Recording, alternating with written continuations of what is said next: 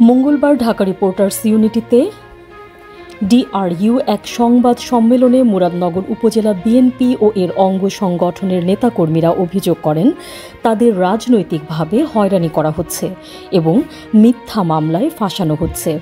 সংবাদ সম্মেলনে উপজেলা বিএনপির সদস্য সচিব মোল্লা মজিবুল হক অভিযোগ করেন বর্তমান অন্তর্বর্তী সরকারের স্থানীয় সরকার, পল্লী উন্নয়ন ও সমবায় এবং যুব ও ক্রীড়া মন্ত্রণালয়ের উপদেষ্টা আসিফ মাহমুদ ও তার চাচাতো ভাই ওবায়দুল্লাহর সহায়তায় মুরাদনগরে আওয়ামী লীগের পলাতক নেতাকর্মীদের ফিরিয়ে আনা হচ্ছে।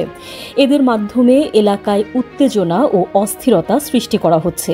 তিনি আরও জানান, এসব কর্মকাণ্ডে বাধা দেওয়ার চেষ্টা করলে বিএনপির নেতাকর্মীদের গ্রেফতার এবং মামলায় জড়িয়ে নির্যাতন করা হচ্ছে।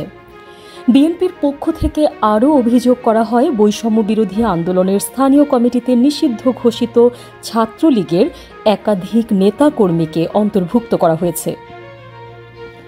কমিটির আহ্বায়ক করা হয়েছে উপদেষ্টা আসিফ মাহমুদের আত্মীয় ওবায়দুল্লাহকে। এছাড়া আওয়ামী লীগের সাবেক এমপি ইউসুফ আবদুল্লাহ হারুনের ঘনিষ্ঠ গোলাম কিবরিয়াকে জাতীয় নাগরিক পার্টিতে এনসিপি যুক্ত করা হয়েছে। রমজানের শুরুতে শ্রীকাইল ইউনিয়নের যুবলীগ নেতা আনোয়ারকে এনসিপির ব্যানারে গাড়িবহর সহ এলাকায় ফিরিয়ে আনা হয় বলেও তারা জানান। বিএনপির দাবি, 24 মার্চ কোম্পানিগঞ্জ সিএনজি স্ট্যান্ডে ওবায়দুল্লাহ সিএনজির সিরিয়াল ভেঙে গাড়ি নিতে চাইলে চালকরা বাধা দিলে তিনি ছাত্রলীগের নেতা সজীব সহ অন্যদের দিয়ে চালকদের মারধর করেন এবং পরে চালকদের বিরুদ্ধেই মামলা দায়ের করেন। এ ঘটনার জেরে এখনও পর্যন্ত 7 জন চালককে গ্রেফতার করা হয়েছে। তারা আরও অভিযোগ করেন, রাজনৈতিক প্রভাব খাটিয়ে কুমিল্লার পুলিশ সুপারকে পরিবর্তন করে নতুন এসপি দিয়ে মুরাদনগর ও বাঙ্গুরা থানার ওসি বদলি করা হয়েছে এবং নতুন কর্মকর্তারা বিএনপি নেতাকর্মীদের ওপর দমন পীড়ন শুরু করেছেন। তারা এসব বিষয়ে নিরপেক্ষ তদন্ত দাবি করেন। উপজেলা বিএনপির আহ্বায়ক মোহাম্মদ মহিউদ্দিন বলেন, 5 আগস্টের ঘটনার পরও দলীয় নেতাকর্মীদের বিরুদ্ধে মামলা ও হামলার ঘটনা ঘটছে। তার অভিযোগ, বর্তমানে এনসিপিতে থাকা অধিকাংশই আওয়ামী লীগের সক্রিয় নেতাকর্মী। এ বিষয়ে জানতে চাইলে উপদেষ্টা আসিফ মাহমুদ সজীব ভুইয়া সংবাদ সম্মেলনের বিষয়টি তিনি জেনেছেন।